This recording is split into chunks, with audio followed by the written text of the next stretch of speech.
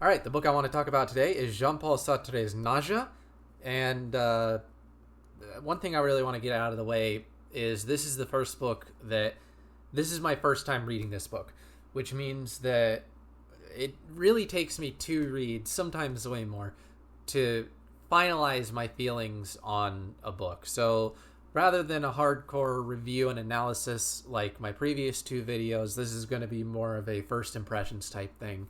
So if there's something wrong or something that I missed, know that that's entirely possible. I appreciate that it's possible. I'm not saying that I'm an authority or anything on this. It's just after reading it once, these are my thoughts. So getting into the plot summary, the plot follows, and I'm going to mispronounce this horribly, I'm sure, because I read a lot of translated works and I'm still horrible with names. Anthony Roquentin. Anthony Ronquentin, as he realizes that gradually the things that he holds as valuable in his life aren't as valuable as he thinks they are, and he's suffering this feeling of nausea, which is essentially just existential dread at the fact that ultimately life has no existence, meaning, or not existence is a problem, but ultimately that life has no purpose. And if that sounds more like a thematic conversation than a plot conversation, it's because this book honestly does not have a whole lot of plot to it, which can make it quite a difficult thing to recommend if you aren't really into things for themes or thematic substance. So, for instance, I'm okay with it insofar as my reason for picking up this particular book was a desire to expand my understanding of French literature. I have not read a whole lot of French literature compared to, say, Japanese literature or obviously English literature. I've read some German literature and Thomas Mann. So I came into this just wanting to kind of experience... I read Madame Bovary for the same reason. Some short, quick books because while I do have The Count of Monte Cristo and Les Mis, I just haven't... They're very big books, and I haven't had the time to get to them. So some shorter works, so that were still considered French classics, were right up my alley. So I read Nausea, knowing very little about it. So in terms of what I recommend Nausea, the question is more, are you comfortable with a book that is not as much a book and more an exploration of a certain... not psychological, but philosophical. The word I'm looking for is philosophical. A certain philosophical idea, more so than something with plot or character, which to me honestly makes it somewhat difficult to recommend. Not because it's a bad book, but because even the philosophy itself, I have to question how necessarily pertinent it is in a modern day context, because the book was written in 1938, and that was very important, because I don't remember the exact point. I would guess it's around the Industrial Revolution, when society became more secular, when God and religion started fading from the forefront of politics and governance and people's lives, and sort of started taking a back seat. So this is a bold assumption on my part, but I'm guessing that this message would have been more relevant around that time, because nowadays it feels like we've kind of thought so much beyond this question of existence. But that's, I'll get into that more in the theming thing. So would I recommend it? I mean, not particularly if it doesn't sound already intriguing to you, if this idea of existentialism doesn't already sound intriguing to you, because in a lot of ways I don't feel like it's really saying a whole lot about existentialism other than that it exists. It doesn't feel like a super nuanced take, at least insofar as the conversation has evolved in the past, honestly, 90 years. It's been almost 90 years, good heavens. So, moving on into the pros and the cons. Pros, again, like, very pleasant writing style. I'm reading translated by Robert Baldick, and reads very, very well. For a book that's almost 100 years old, no problems reading it. There are times when the language does a good job of evoking the existential dread of existence, and really the main character's constant ramblings, while they did wear thin a little bit on me, definitely relatable insofar as there is, to me, again, this is where I feel like so much has changed, but it reminds me a lot of a teenage angst. And the book is very much not written from the perspective of a teenager, but it's a teenage angst of, well, okay, if I exist, but I have no purpose in existing, then why do I exist? I don't want to think about these type of things. I don't want to have to ask these kinds of questions. I don't want to be aware of my own existence. I would like to simply be, to live in the moment. And yet here I am, a self-reflecting being, forced to reckon with the ultimate meaninglessness of my own being. So in that sense, I think it sort of captures that feeling, that struggle very, very well. And in terms of cons, again, it is so on the nose with a lot of these descriptions that there's just not much plot there.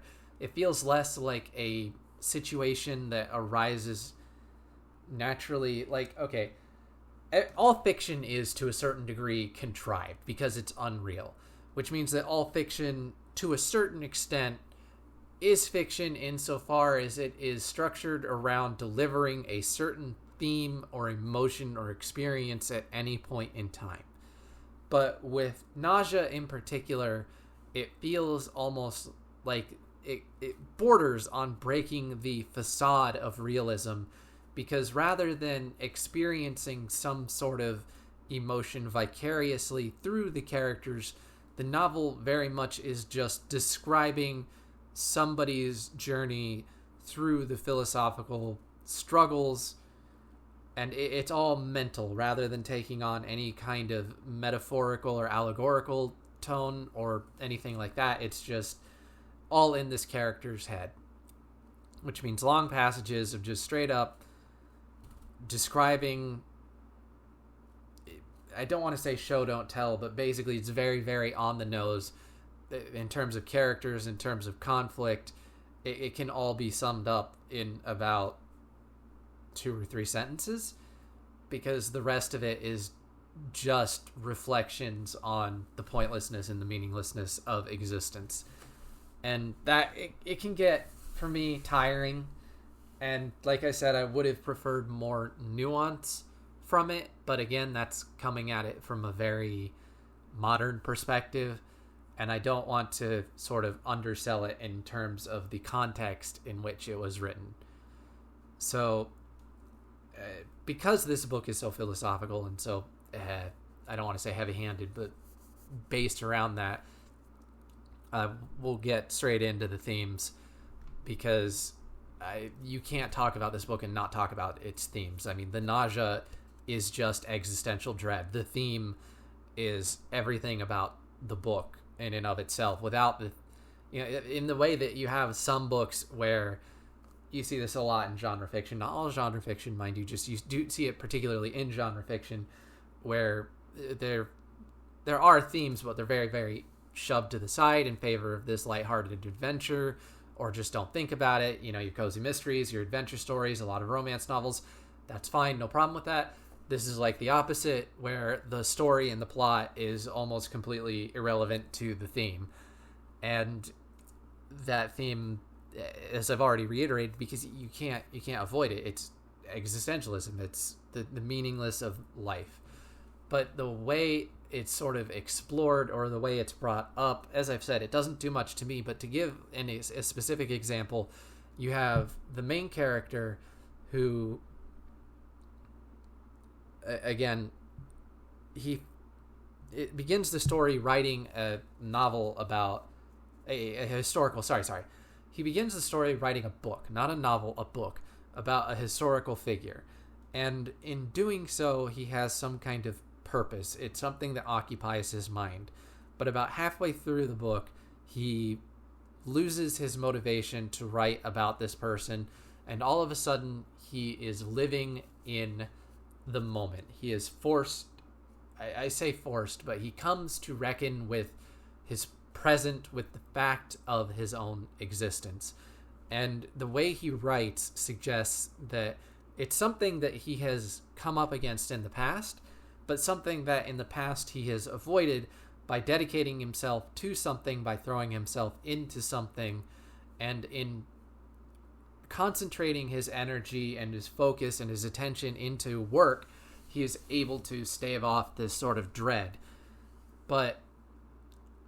And even at the end of the book, he talks about kind of living on vicariously through art, but an art which is self-reflective, which causes other people to think about the creator, and in that sense, existing sort of beyond the moment, but existing, in the minds of others. It's not a person existing themselves, but existing as a thought in someone else's head.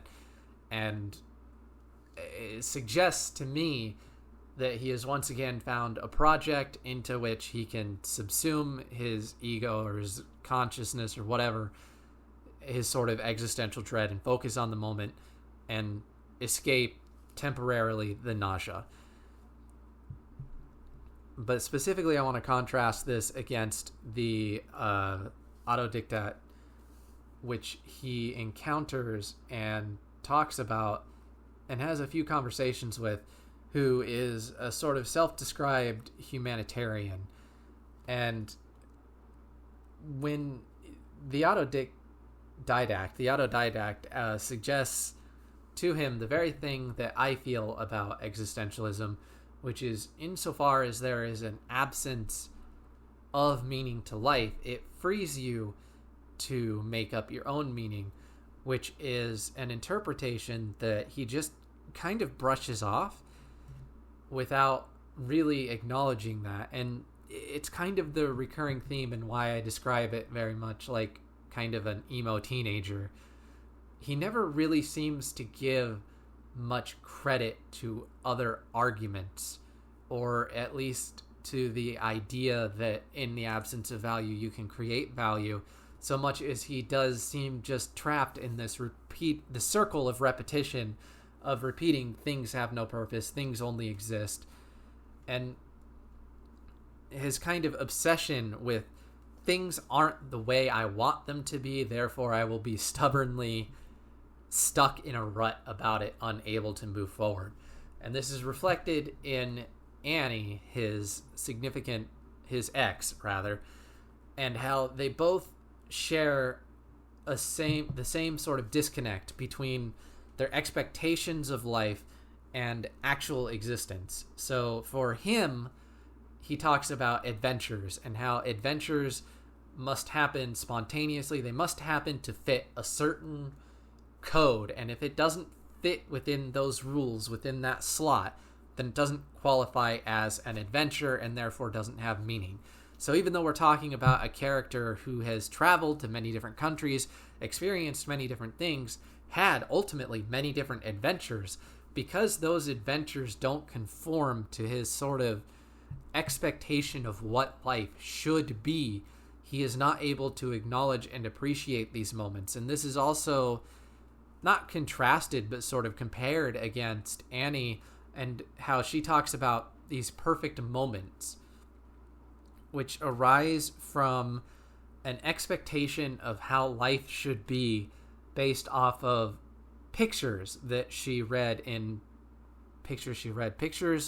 included in books that she read as a child, and how she assumed that these sort of records of history were what created moments which superseded the moment, which is to say, sort of historically grander than just the moment.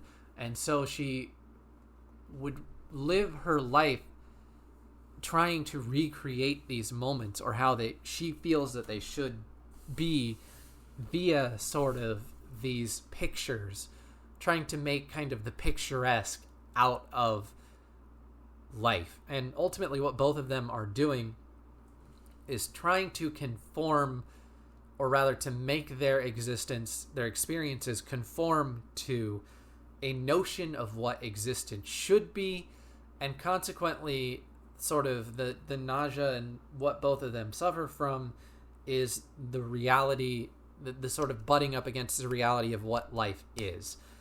And what I find sort of frustrating about these characters, and mind you, this isn't a criticism with the book, because it's okay to disagree with the main character of a book, or for the main character to not necessarily be the mouthpiece through which everything is experienced. So I'm not criticizing the book for this, but where I grossly disagree with these characters, where I find them childish, is in their continual insistence that the problem, the fault, lies with life or with others and not with themselves. The main character is actually very snooty, very uppy against other people and the way that they live their life, which is, ironic given the fact that he himself has no function, no purpose for meaning. He sort of, his relationship with the autodidact is one of, clearly he is but he takes on a more mentor role. He's definitely the more senior in the relationship, and yet when the autodidact reveals his humanist nature and feels this sort of rejection by Antony, I find Antony's justifications or absence of justification, and even to a certain extent what it comes into is an unwillingness to engage in a real conversation, just incredibly childish, which sort of colors the themes of, colors the rest of his conversations about existentialism in a way that I was very much reminded of Steppenwolf,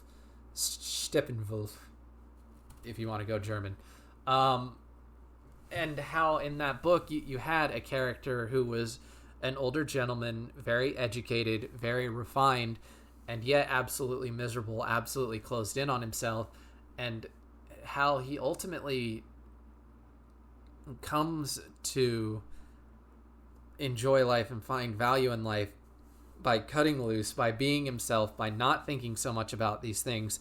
And even if I disagree with that sort of approach to living life, or that the answer to all these complicated questions is to not think about them and live in the moment, one of the things that I still appreciated was that it is an answer. It's not the way that I would choose to live life, but there is a certain amount of truth to the idea that sometimes we do overthink things.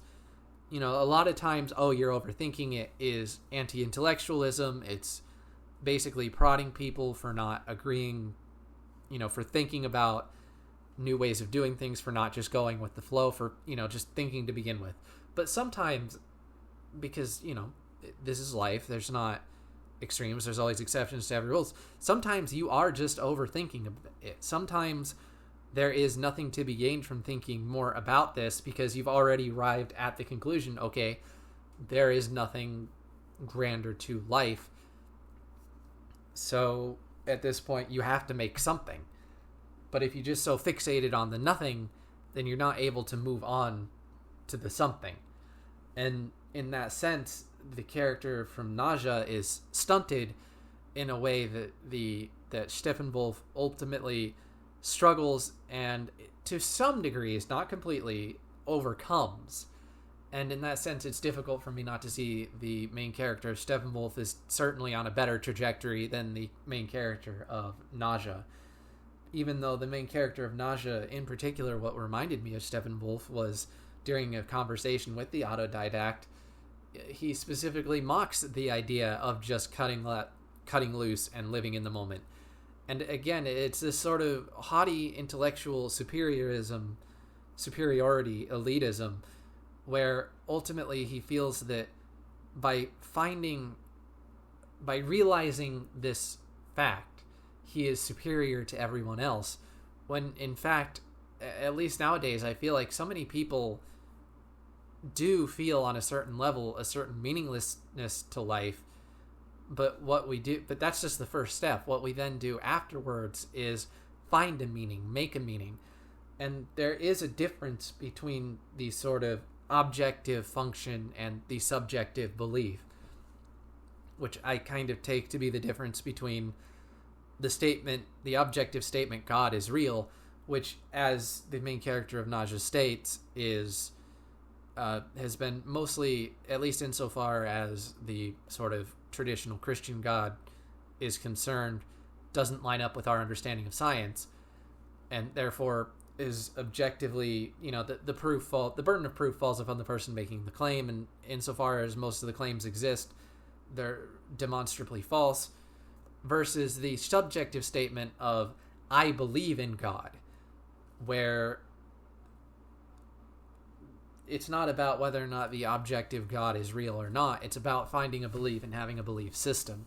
And I kind of wish that the book had gone a bit further with the solutions to the existential crisis, rather than kind of punctuating it down to the last page with a very brief maybe. With the main character maybe finding some kind of existence by existing sort of ancillary vicariously in the thoughts of others as a way to escape sort of his existential dread. So, I mean, if it sounds like I'm not super huge on the book, it's, again, it's a first read. I think it's a very philosophical story, and I'm somebody who generally is drawn to characters and relates to the themes and the ideas through their struggles. And as a teenager, I did struggle, I felt, with a lot of the themes brought up in Nausea, but as an adult, I find myself sort of at a different phase in thinking, and as such, I kind of wish that it had gone a little bit farther. But I also recognize that things, even though I like to read things on their own and appreciate them on their own, ideas ultimately exist within context, and I'm not entirely sure what, in 1938 France, the sort of predominant thought was. It could well be that this was sort of a radical idea, and consequently Satre was a leading figure. I mean, I know he was a leading figure in French existentialism, so could be a very new and revolutionary thought, and consequently laid the groundwork which allows people like me today to think past that. So it's not that the book is without value or the book is bad or anything, just didn't quite do a whole hell of a lot for me. So I hope you enjoyed this video, and I will be back next week to talk about my first impressions of something else.